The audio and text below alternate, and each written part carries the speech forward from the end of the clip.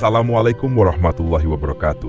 Para sahabat Kitab Mawas Diri, selamat datang di channel yang mengajak kita semua untuk mendalami sejarah.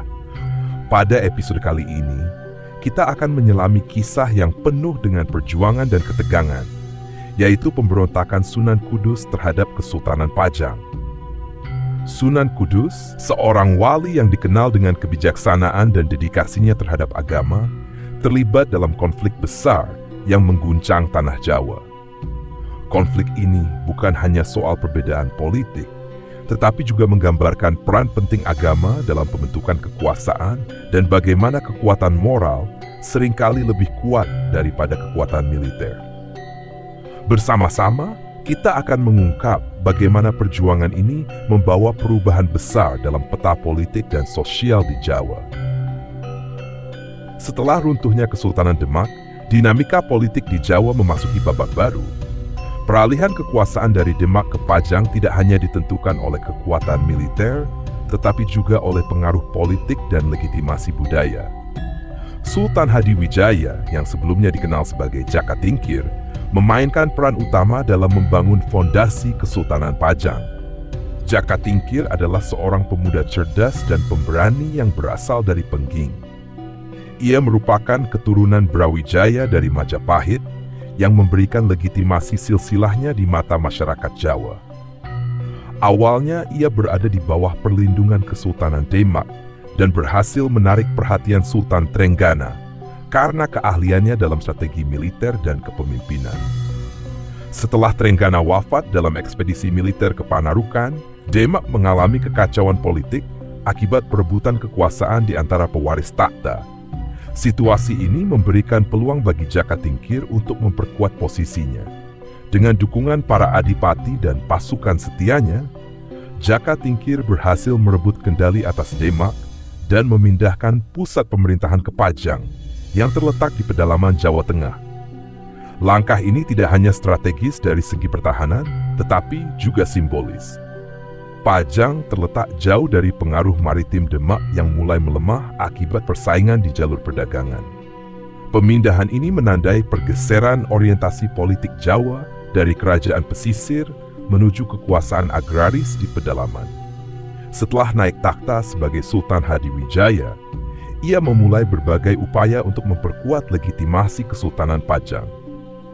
Salah satu langkah pentingnya adalah menjalin aliansi dengan para adipati lokal, termasuk para penguasa bawahan yang sebelumnya berada di bawah Demak.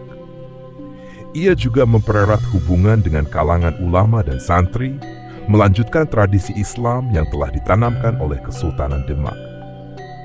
Hubungan antara ulama dan raja menjadi elemen penting dalam membangun stabilitas politik di Pajang. Sultan Hadiwijaya juga terkenal dengan kebijaksanaannya dalam mengelola konflik. Salah satu contoh penting adalah bagaimana ia menyelesaikan perseteruan di antara adipati-adipati bawahan yang seringkali memiliki agenda tersendiri. Dengan pendekatan diplomasi dan kekuatan militer yang seimbang, ia berhasil menjaga harmoni di wilayah kekuasaannya. Namun, perjalanan Kesultanan Pajang tidak sepenuhnya mulus. Di tengah keberhasilannya, tantangan besar muncul dari berbagai pihak yang mempertanyakan legitimasi Sultan Hadiwijaya. Beberapa kalangan merasa bahwa pemindahan pusat kekuasaan ke Pajang mengkhianati warisan Kesultanan Demak. Selain itu, beberapa adipati masih menyimpan ambisi untuk melepaskan diri dari pengaruh Pajang. Meskipun demikian, Sultan Hadiwijaya berhasil mengatasi berbagai ancaman tersebut dengan cerdik. Ia membangun infrastruktur yang kokoh di Pajang, termasuk istana dan berbagai fasilitas pendukung pemerintahan. Ia juga memperkuat pasukan militer untuk menghadapi ancaman eksternal, sekaligus menjaga kewibawaannya sebagai pemimpin yang disegani. Berdirinya Kesultanan Pajang di bawah Sultan Hadiwijaya menjadi titik balik penting dalam sejarah Jawa. Pajang menjadi pusat kekuasaan baru yang mencoba mengintegrasikan berbagai elemen budaya, agama, dan politik yang beragam di Jawa.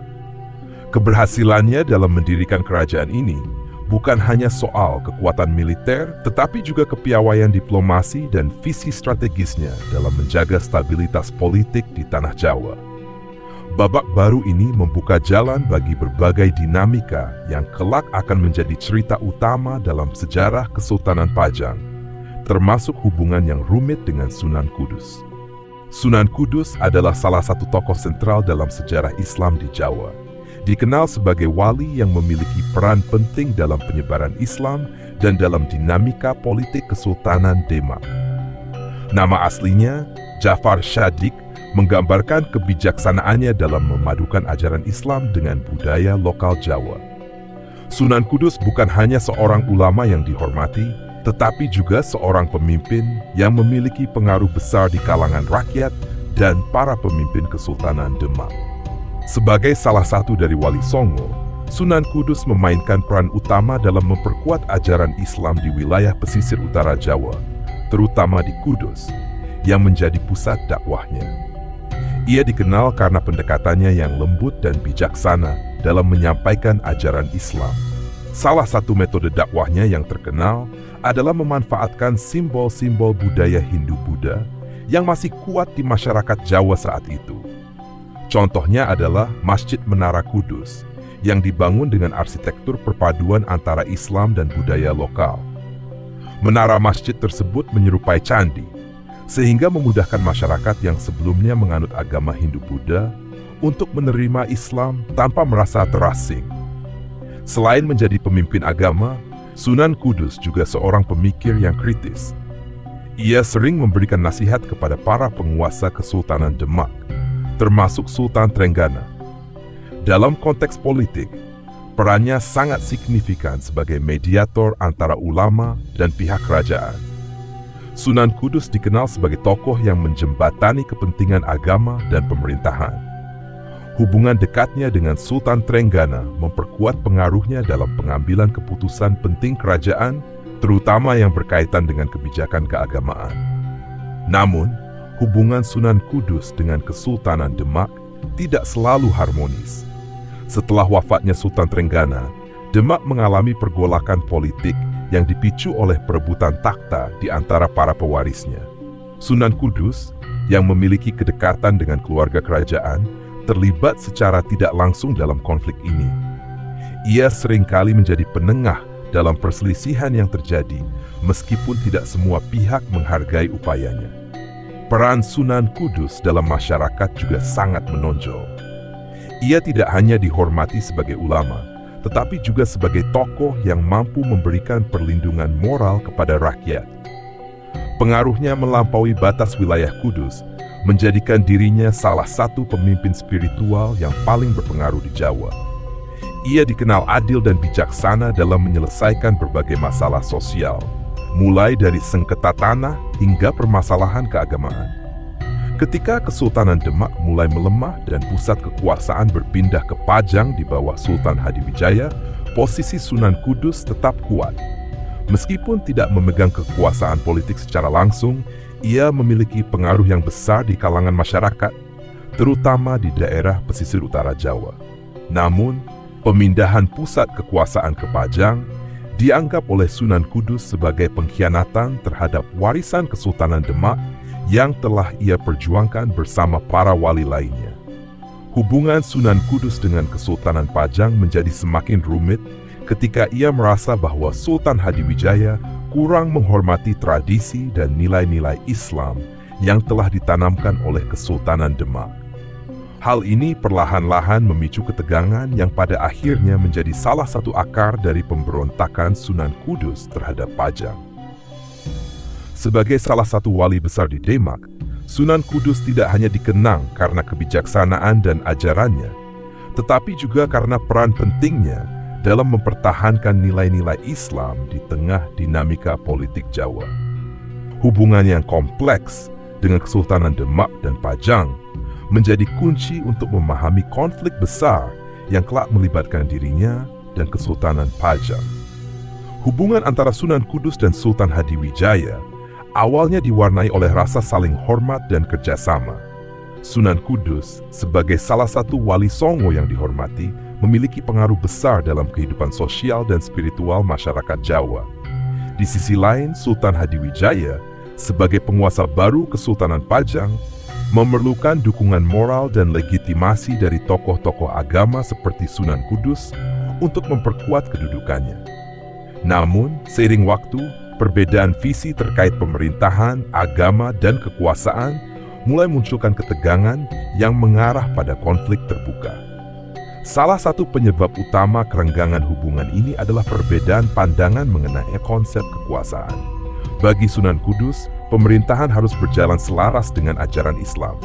Sebagai salah satu pemimpin spiritual di Demak, ia meyakini bahwa Kesultanan Demak adalah simbol kejayaan Islam di Jawa, di mana nilai-nilai keislaman menjadi dasar pemerintahan. Ketika Sultan Hadiwijaya memindah pusat kekuasaan dari Demak ke Pajang, Sunan Kudus merasa bahwa langkah ini mengabaikan warisan keagamaan dan sejarah Demak. Pemindahan itu tidak hanya bersifat geografis, tetapi juga simbolis, menggeser fokus dari pusat maritim Demak yang berorientasi pada perdagangan Islam ke Pajang yang berorientasi agraris. Selain itu, Sultan Hadiwijaya dianggap oleh Sunan Kudus terlalu pragmatis dalam pendekatannya terhadap kekuasaan. Sultan seringkali menggunakan strategi politik yang mengandalkan aliansi dengan para adipati lokal, termasuk yang tidak sepenuhnya mendukung nilai-nilai Islam. Dalam pandangan Sunan Kudus, pendekatan ini melemahkan komitmen Pajang terhadap pelaksanaan syariat Islam secara konsisten. Sebaliknya, Sultan Hadiwijaya merasa bahwa pendekatan yang lebih inklusif diperlukan untuk menjaga stabilitas di wilayah yang beragam secara budaya dan agama. Perbedaan ini semakin mencolok dalam kebijakan-kebijakan Sultan Hadiwijaya yang dianggap kurang melibatkan para ulama dalam pengambilan keputusan. Sunan Kudus, yang sebelumnya memiliki kedudukan penting sebagai penasihat spiritual di Demak, merasa perannya mulai terpinggirkan dalam pemerintahan Pajang. Kebijakan Sultan yang lebih condong pada kekuatan militer dan politik daripada moralitas keagamaan membuat Sunan Kudus semakin kecewa. Ketegangan ini juga diperparah oleh isu ekonomi.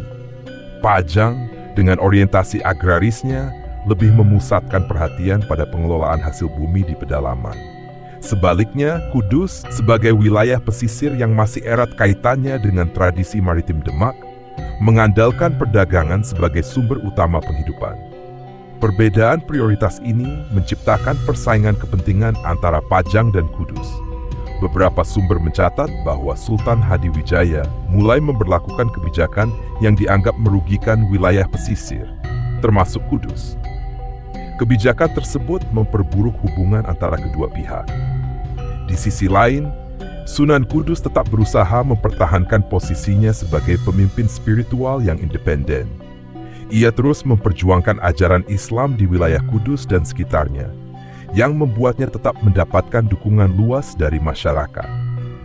Namun, pengaruh besar Sunan Kudus ini mulai dilihat oleh Sultan Hadiwijaya sebagai ancaman terhadap stabilitas Kesultanan Pajang. Sultan khawatir bahwa dukungan rakyat terhadap Sunan Kudus dapat berkembang menjadi basis perlawanan politik. Situasi semakin memanas ketika Pajang mulai menempatkan pejabat-pejabatnya di wilayah Kudus. Langkah ini dianggap oleh Sunan Kudus sebagai bentuk intervensi yang mengancam otonomi spiritual dan politik Kudus. Ketegangan antara Pajang dan Kudus akhirnya mencapai titik di mana diplomasi tidak lagi cukup untuk menyelesaikan perbedaan. Konflik kepentingan ini menjadi akar dari pemberontakan Sunan Kudus terhadap Kesultanan Pajang yang kelak mengguncang tatanan politik di Jawa. Perbedaan visi antara Sunan Kudus dan Sultan Hadiwijaya menunjukkan kompleksitas hubungan antara agama dan kekuasaan pada masa itu. Di satu sisi, Sunan Kudus mewakili suara spiritual yang memperjuangkan nilai-nilai Islam. Di sisi lain, Sultan Hadiwijaya, sebagai penguasa politik, menghadapi tekanan untuk menjaga stabilitas di tengah keberagaman masyarakat Jawa. Pemberontakan Sunan Kudus terhadap Kesultanan Pajang bukanlah peristiwa yang terjadi secara tiba-tiba. Ketegangan antara kedua telah membara selama bertahun-tahun, didorong oleh berbagai perbedaan pandangan dan kebijakan. Namun, serangkaian peristiwa tertentu memicu ledakan konflik, mendorong Sunan Kudus untuk mengangkat senjata demi mempertahankan wilayahnya dan keyakinannya. Salah satu pemicu utama adalah kebijakan Sultan Hadiwijaya yang semakin mempersempit ruang gerak wilayah Kudus. Setelah memindahkan pusat kekuasaan dari Demak ke Pajang, Sultan Hadiwijaya mulai memperkuat kontrolnya atas daerah-daerah bawahan, termasuk Kudus, yang sebelumnya dikenal sebagai pusat Islam pesisir di bawah Kesultanan Demak. Pajang mulai menempatkan pejabat-pejabat kerajaan di wilayah Kudus, yang dianggap oleh Sunan Kudus sebagai bentuk intervensi langsung terhadap otonomi wilayah tersebut. Kebijakan ini menciptakan keresahan baik di kalangan masyarakat maupun para pemimpin lokal yang setia kepada Sunan Kudus. Selain itu, perbedaan visi antara Sunan Kudus dan Sultan Hadiwijaya mengenai hubungan agama dan kekuasaan semakin memanas. Sunan Kudus percaya bahwa pemerintahan harus berjalan sesuai dengan prinsip-prinsip Islam, sementara Sultan Hadiwijaya lebih pragmatis, berfokus pada stabilitas politik dan ekonomi.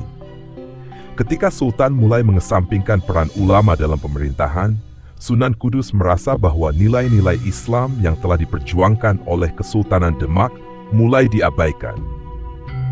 Rasa kecewa ini tumbuh menjadi kemarahan ketika Pajang menunjukkan sikap yang cenderung mengabaikan tradisi keislaman yang telah lama mengakar di Kudus. Isu lain yang memicu konflik adalah persaingan ekonomi antara Pajang dan Kudus. Sebagai pusat perdagangan pesisir, Kudus sangat bergantung pada aktivitas ekonomi maritim. Namun, Sultan Hadiwijaya yang berorientasi agraris mulai memberlakukan kebijakan yang lebih menguntungkan wilayah pedalaman, sehingga pesisir seperti Kudus. Salah satu kebijakan kontroversial adalah pengenaan pajak tinggi pada hasil perdagangan, yang memberatkan masyarakat Kudus. Kebijakan ini memperburuk hubungan antara Pajang dan Kudus, menciptakan sentimen antipati di kalangan rakyat terhadap pemerintahan Sultan Hadiwijaya. Perbedaan pandangan dan kebijakan ini mencapai puncaknya ketika Sultan Hadiwijaya mulai menekan pengaruh politik Sunan Kudus. Pajang mencurigai dukungan luas Sunan Kudus sebagai ancaman potensial terhadap kekuasaan Sultan. Beberapa sumber mencatat bahwa Sultan mengeluarkan dekret yang membatasi aktivitas politik dan keagamaan di Kudus, termasuk pembatasan terhadap dakwah yang dilakukan oleh Sunan Kudus. Bagi Sunan Kudus, tindakan ini bukan hanya penghinaan terhadap dirinya secara pribadi, tetapi juga serangan terhadap Islam itu sendiri. Titik balik utama terjadi ketika pasukan Pajang dikirim untuk memperkuat kendali di Kudus. Kehadiran militer ini memicu ketegangan yang akhirnya meledak menjadi konfrontasi langsung. Sunan Kudus, yang didukung oleh pengikut setianya, menolak tunduk kepada otoritas Pajang. Dengan alasan membela agama dan kedaulatan Kudus, ia memutuskan untuk melawan. Dalam pidato yang dikenal sebagai seruan jihad, Sunan Kudus mengajak masyarakat untuk mempertahankan kehormatan agama dan tanah mereka dari intervensi pihak luar. Keputusan Sunan Kudus untuk mengangkat senjata juga dipengaruhi oleh dukungan besar dari masyarakat Kudus. Ia tidak hanya dipandang sebagai pemimpin agama, tetapi juga sebagai simbol perlawanan terhadap ketidakadilan. Bagi rakyat Kudus, perjuangan Sunan Kudus adalah perjuangan mereka juga, melawan kebijakan Pajang yang dianggap tidak adil dan menindas. Dengan latar belakang ketegangan ini, pemberontakan Sunan Kudus pun meletus. Konflik ini bukan sekadar perang fisik, tetapi juga perang ideologis antara dua visi berbeda tentang pemerintahan. Satu yang berakar pada nilai-nilai Islam, dan satu lagi yang berorientasi pada kekuasaan politik pragmatis. Peristiwa ini menjadi salah satu babak penting dalam sejarah Jawa, menandai perlawanan besar terhadap dominasi Kesultanan Pajang. Sunan Kudus bukan hanya seorang pemimpin spiritual, tetapi juga seorang pemimpin yang memiliki kecerdikan dalam menyusun strategi militer dan politik. Ketika memutuskan untuk memberontak melawan Kesultanan Pajang, Sunan Kudus menyadari bahwa ia menghadapi lawan yang jauh lebih besar dan memiliki kekuatan militer yang lebih dominan. Oleh karena itu, ia menggunakan berbagai strategi cerdas untuk menyeimbangkan kekuatan, memanfaatkan dukungan rakyat, pengetahuan tentang medan, serta jaringan politik yang ia bangun selama bertahun-tahun. Salah satu langkah pertama Sunan Kudus adalah memperkuat basis dukungan di wilayah Kudus dan sekitarnya. Ia memanfaatkan pengaruhnya sebagai wali besar untuk mendapatkan dukungan dari para ulama, pemimpin lokal, dan rakyat biasa. Sunan Kudus dikenal sebagai figur yang sangat dihormati, sehingga ajakannya untuk berjuang melawan Pajang dianggap sebagai kewajiban moral dan keagamaan oleh banyak orang. Dalam berbagai kesempatan, ia menekankan bahwa perlawanan ini bukan hanya tentang perebutan kekuasaan, tetapi juga tentang mempertahankan kehormatan agama Islam dan tradisi yang telah dibangun sejak era Kesultanan Demak. Dalam hal strategi militer, Sunan Kudus mengandalkan taktik gerilya. Ia menyadari bahwa pasukannya yang lebih kecil tidak dapat menghadapi pasukan Pajang dalam pertempuran terbuka. Oleh karena itu, ia memanfaatkan medan geografis Kudus yang terdiri dari daerah pesisir, hutan, dan perbukitan untuk melancarkan serangan mendadak. Pasukannya menggunakan kecepatan dan kelincahan untuk menyerang pos-pos Pajang secara tak terduga, lalu mundur sebelum lawan dapat membalas. Strategi ini membuat pasukan Pajang kewalahan karena harus menghadapi musuh yang tidak terduga dan sulit dilacak. Selain itu, Sunan Kudus juga memanfaatkan pengetahuan lokal untuk mengganggu logistik dan komunikasi pasukan Pajang. Ia dan para pengikutnya menargetkan jalur suplai makanan dan perbekalan yang digunakan oleh pasukan Sultan Hadiwijaya. Dengan memutus rantai suplai ini, Sunan Kudus berhasil melemahkan kekuatan lawan tanpa harus bertempur secara langsung. Serangan terhadap jalur suplai juga menciptakan keresahan di kalangan pasukan Pajang yang mulai kehilangan semangat akibat kelaparan dan kelelahan. Di sisi politik, Sunan Kudus membangun aliansi dengan para adipati dan tokoh-tokoh lokal yang merasa tidak puas dengan pemerintahan Sultan Hadiwijaya. Ia meyakinkan mereka bahwa perjuangannya bukan hanya untuk Kudus, tetapi juga untuk mengembalikan tatanan yang adil dan selaras dengan ajaran Islam. Dukungan dari beberapa adipati memperluas basis perlawanan dan memberikan kekuatan tambahan bagi pasukan Sunan Kudus. Meskipun tidak semua adipati secara terbuka mendukung pemberontakan, banyak yang memberikan dukungan diam-diam dalam bentuk logistik dan informasi.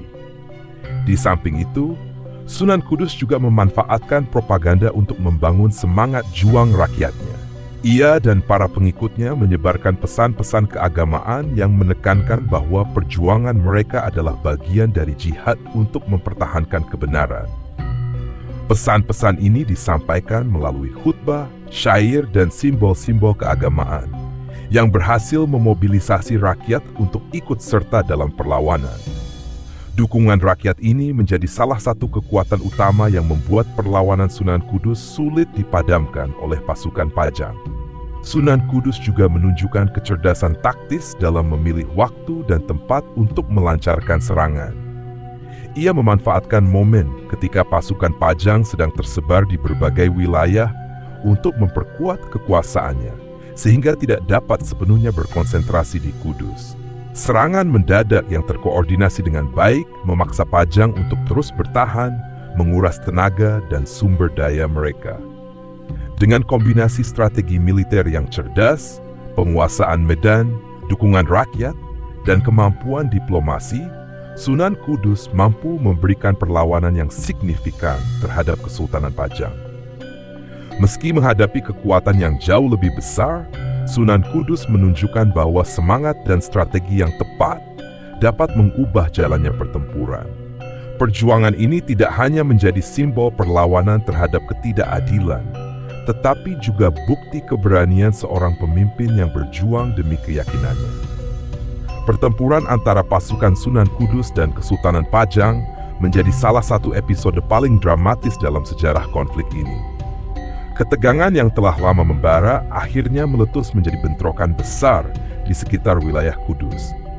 Meskipun pasukan Sunan Kudus jauh lebih kecil dibandingkan dengan kekuatan militer Pajang, semangat juang yang tinggi dan strategi gerilya yang cerdas membuat pertempuran ini berlangsung sengit dan penuh kejutan. Setelah serangkaian serangan kecil yang dilancarkan pasukan Sunan Kudus untuk melemahkan posisi Pajang, Sultan Hadiwijaya memutuskan untuk mengerahkan pasukan dalam jumlah besar untuk menumpas pemberontakan. Dipimpin oleh para panglima kepercayaannya, Sultan mengirim ribuan prajurit menuju Kudus dengan perlengkapan perang lengkap. Namun, langkah ini telah diantisipasi oleh Sunan Kudus. Dengan dukungan rakyat dan para pengikutnya, ia telah mempersiapkan berbagai jebakan di sepanjang rute menuju Kudus, memanfaatkan medan yang sulit untuk memperlambat dan memecah konsentrasi pasukan Pajang. Pertempuran besar pertama terjadi di daerah perbukitan yang mengelilingi Kudus. Pasukan Sunan Kudus memanfaatkan keunggulan geografis dengan melancarkan serangan mendadak dari tempat-tempat tersembunyi. Anak panah meluncur dari atas bukit mengenai prajurit Pajang yang bergerak dalam barisan panjang. Pasukan Pajang yang tidak terbiasa dengan serangan semacam ini mengalami kekacauan. Mereka kehilangan banyak prajurit bahkan sebelum mencapai garis depan pertempuran. Namun meskipun terhambat oleh taktik gerilya ini, pasukan Pajang terus maju ke jantung wilayah Kudus. Disinilah pertempuran besar kedua terjadi, tepat di luar kota Kudus. Sunan Kudus mengerahkan seluruh kekuatan pasukannya untuk menghadang gerak maju lawan. Meskipun jumlah pasukannya lebih kecil, mereka bertarung dengan semangat luar biasa, dipicu oleh keyakinan bahwa mereka berjuang untuk mempertahankan kehormatan agama dan tanah air mereka. Pertempuran berlangsung sengit selama beberapa hari. Pasukan Pajang yang unggul dalam jumlah dan persenjataan mencoba mengepung kota, sementara pasukan Sunan Kudus menggunakan taktik serangan balik untuk memecah formasi musuh. Rakyat Kudus, termasuk perempuan dan anak-anak, turut membantu dengan memberikan dukungan logistik dan moral. Mereka menyediakan makanan, air, dan tempat persembunyian bagi para prajurit yang terluka. Dukungan ini memberikan energi tambahan bagi pasukan Sunan Kudus yang berjuang dengan seluruh tenaga melawan dominasi Pajang. Namun, keunggulan jumlah pasukan Pajang mulai menunjukkan dampaknya. Setelah beberapa hari bertempur tanpa henti, pasukan Sunan Kudus mulai kelelahan. Sementara itu, pasukan Pajang terus mendatangkan bala bantuan dari wilayah-wilayah sekitar. Pertempuran yang awalnya seimbang mulai berpihak kepada Pajang, yang perlahan tapi pasti berhasil menekan pertahanan Sunan Kudus. Pada puncak pertempuran, pasukan Pajang akhirnya berhasil menembus barikade utama yang dibangun oleh pasukan Sunan Kudus. Kota Kudus menjadi medan pertempuran terakhir. Meskipun situasi semakin terdesak, Sunan Kudus dan para pengikutnya tetap bertahan hingga titik darah penghabisan. Ia memimpin langsung dari garis depan, memberikan semangat kepada pasukannya untuk terus berjuang. Kata-katanya yang penuh keyakinan menggemakan pesan perjuangan, bahwa mempertahankan kebenaran adalah kewajiban, bahkan ketika kemenangan tampak mustahil. Pertempuran ini menjadi saksi keberanian yang luar biasa dari para pengikut Sunan Kudus, yang melawan dengan gagah berani meski mengetahui bahwa peluang untuk menang sangat kecil. Kota Kudus akhirnya jatuh ke tangan Pajang setelah pertempuran yang berlangsung dengan penuh darah dan air mata. Namun, meskipun secara militer Pajang berhasil menguasai Kudus, semangat perlawanan yang ditunjukkan oleh Sunan Kudus dan rakyatnya meninggalkan jejak mendalam dalam sejarah. Mereka menunjukkan bahwa kekuatan moral dan keyakinan mampu melawan kekuatan militer yang jauh lebih besar. Pertempuran sengit di Kudus ini menjadi puncak dari konflik antara Sunan Kudus dan Sultan Hadiwijaya. Meskipun Sunan Kudus akhirnya kalah secara fisik, perlawanan yang ia pimpin tetap dikenang sebagai simbol perjuangan melawan ketidakadilan dan dominasi politik. Kisah ini tidak hanya menjadi bagian dari sejarah Kudus, tetapi juga warisan moral yang terus hidup di hati masyarakat Jawa. Setelah pertempuran sengit yang berlangsung selama beberapa hari, akhirnya pasukan Sunan Kudus harus mengakui kekalahan di tangan Kesultanan Pajang. Meskipun pasukan Pajang unggul dalam jumlah dan persenjataan, Sunan Kudus dan para pengikutnya menunjukkan perlawanan yang luar biasa. Namun kelelahan, kekurangan logistik, serta dominasi pasukan Pajang yang terus berdatangan memaksa pasukan Sunan Kudus mundur dan akhirnya menyerah. Sunan Kudus, yang awalnya bertahan dengan penuh semangat, akhirnya dipaksa untuk menyerah demi menghindari pembantaian besar. Sultan Hadiwijaya, meskipun berhasil merebut Kudus, tidak membalas kekalahan ini dengan kekerasan yang tak terkendali. Sebagai seorang pemimpin yang pragmatis, Sultan memutuskan untuk memberikan pilihan kepada Sunan Kudus, menyerah atau menghadapi kehancuran total. Sunan Kudus, demi keselamatan rakyat dan pengikut setianya, memilih untuk menyerah. Sebagai bentuk kompromi, Sultan Hadiwijaya memberikan pengampunan kepada Sunan Kudus, tetapi dengan syarat bahwa ia harus mengakui otoritas Kesultanan Pajang dan tidak lagi melanjutkan perlawanan. Sunan Kudus dan beberapa pemimpin pemberontak lainnya dibebaskan, tetapi mereka harus hidup dalam pengawasan ketat. Setelah kekalahan itu, para pendukung Sunan Kudus mengalami nasib yang beragam. Beberapa di antara mereka dipaksa untuk tunduk kepada pemerintah Pajang, sementara yang lain memilih untuk meninggalkan Kudus dan mencari perlindungan di wilayah lain. Meskipun pemberontakan berakhir dengan kekalahan, semangat perjuangan yang ditunjukkan oleh Sunan Kudus dan para pengikutnya tetap hidup dalam ingatan rakyat Kudus. Kekalahan ini menandai berakhirnya pemberontakan besar melawan Kesultanan Pajang, namun warisan perjuangan Sunan Kudus tetap abadi sebagai simbol perlawanan terhadap ketidakadilan. Pemberontakan Sunan Kudus terhadap Kesultanan Pajang, meskipun berakhir dengan kekalahan, memberikan dampak yang signifikan terhadap dinamika politik di Jawa, khususnya terkait hubungan antara kekuasaan dan agama. Pemberontakan ini mengungkapkan ketegangan yang semakin meningkat antara kekuatan politik dan ulama, serta dampaknya terhadap stabilitas kerajaan. Bagi Kesultanan Pajang, meskipun berhasil mempertahankan kekuasaan, pemberontakan ini menunjukkan kelemahan dalam sistem pemerintahan yang dibangun oleh Sultan Hadiwijaya. Kekalahan pasukan Pajang dalam serangan awal dan perlawanan gigih dari rakyat menunjukkan bahwa kekuasaan politik yang terpusat di tangan kerajaan tidak selalu dapat mengatasi ketegangan yang muncul dari basis-basis keagamaan dan lokal. Sultan Hadiwijaya terpaksa lebih berhati-hati dalam mengelola hubungan dengan ulama dan tokoh-tokoh keagamaan setelah pemberontakan ini, menyadari pentingnya dukungan mereka dalam menjaga stabilitas kerajaan. Bagi Kudus, meskipun perlawanan mereka tidak berhasil, pemberontakan ini mempertegas peran penting yang dimainkan oleh Sunan Kudus dalam membentuk identitas wilayah tersebut. Sunan Kudus tetap dihormati sebagai pemimpin spiritual yang memperjuangkan nilai-nilai agama dan martabat umat. Meskipun ia kalah dalam pertempuran, pengaruhnya tidak terhapuskan dan ia tetap menjadi figur sentral dalam sejarah Kudus. Pemberontakan ini juga berdampak besar pada perkembangan politik di Jawa, terutama dalam konteks hubungan antara agama dan politik.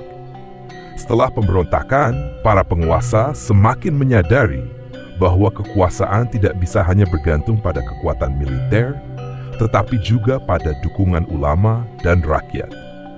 Ini mendorong perubahan dalam cara kerajaan mengelola hubungan dengan tokoh-tokoh agama di seluruh Jawa, yang kemudian membentuk arah perkembangan politik dan sosial pada masa berikutnya. Demikianlah pembahasan tentang pemberontakan Sunan Kudus yang penuh makna.